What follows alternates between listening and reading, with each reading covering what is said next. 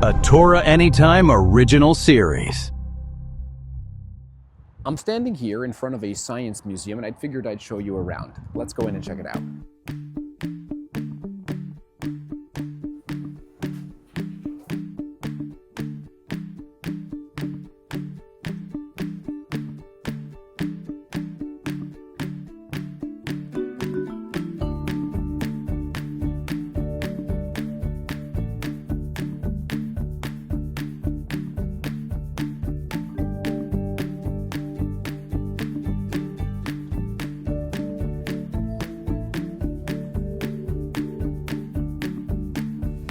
Now, imagine walking outside and this guy was running around.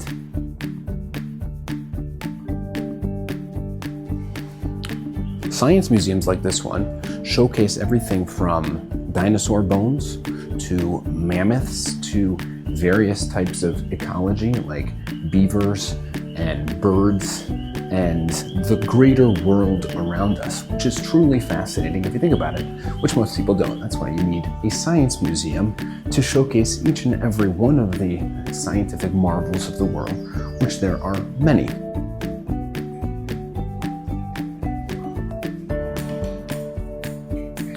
Ever walk into a glacier? Well, here is a glacier.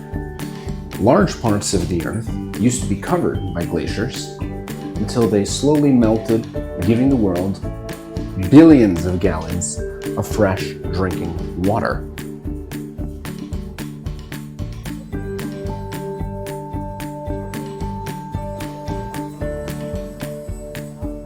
It's a little ironic, but in an age where people seem to know everything, lots of people know nothing. Like, there used to be something called mammoths and dinosaurs and animals that roam this earth that nobody's ever seen for thousands of years.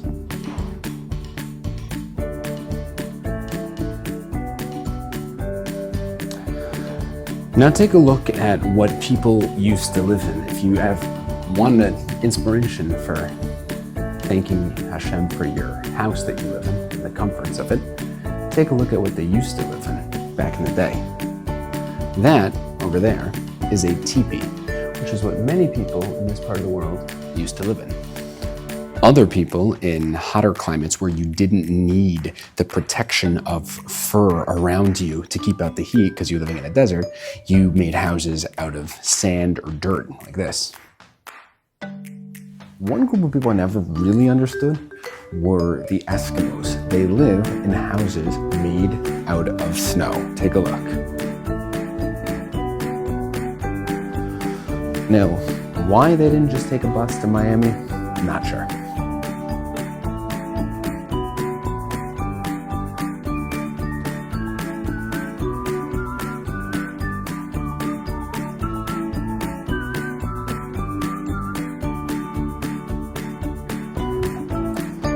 Now here's the kicker. In this entire museum, there is not even one mention of God. Now, you might say, okay, it's a science museum, why would it mention God? And that's exactly the problem. Even asking that question is ridiculous. How can you possibly showcase the world and all its wonders and all its mind-blowing complexity without mentioning God even a single time, unless you are actively trying to blind people from the truth? A science museum is all about the what. What roamed the earth thousands of years ago? Mammoths. What powers the planets? Energy fields. What's keeping things suspended in midair? Gravity. But it never asks the why. Why does it do that? Why is it like that? How did it get that way? Who designed it? Who set the laws in motion? These are questions even a 3-year-old can ask, and science has no real answer. Scientists like to brag that the more science advances, the more God is disproven. But anyone with even half a brain, maybe even a quarter of a brain, knows that the opposite is true. A science museum is really the biggest, most obvious demonstration of Hashem's wonders. So why do so many people still not believe? How do they honestly think that mountains and dinosaurs and people and squirrels and flowers just randomly evolved? It makes no sense. And yet millions fall for it. The answer comes famously from Rabbi Hanan Wasserman, and that is that they don't actually believe that. It's silly. But here's the trap. They're afraid that believing in God means living a restrictive, guilt-free life. They are afraid that if they believe in a creator of the world, they may have to follow his seemingly restrictive ways. So instead, they convince themselves that cows evolved from rocks and alligators were once worms and humans are just a random soup of cells. Now, here's the ironic part.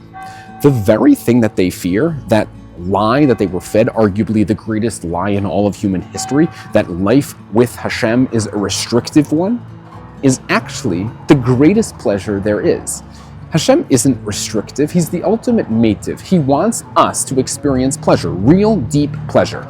He originally put man into Gan Eden, the garden of pleasure, and even today, the Torah, often called the most restrictive book in the world, teaches us to be an Am Medushne Eineg, a people saturated with pleasure.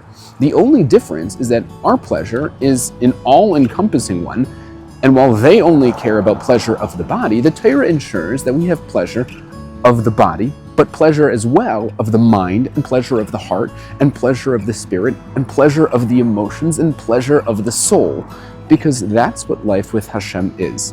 And the people who block him out, the ones who live like random cells floating through the universe, they are missing out on almost all of it. So yeah, atheism is out there spreading like wildfire. But the Jews, we keep moving forward, bold, unstoppable, living with purpose, with joy, and with fire that no one else can touch. And while science museums around the world keep on selling tickets, while the world marvels at the so-called random world, we the believers are standing here seeing the divine hand behind it all and tasting the pleasure the rest of the world will never know about.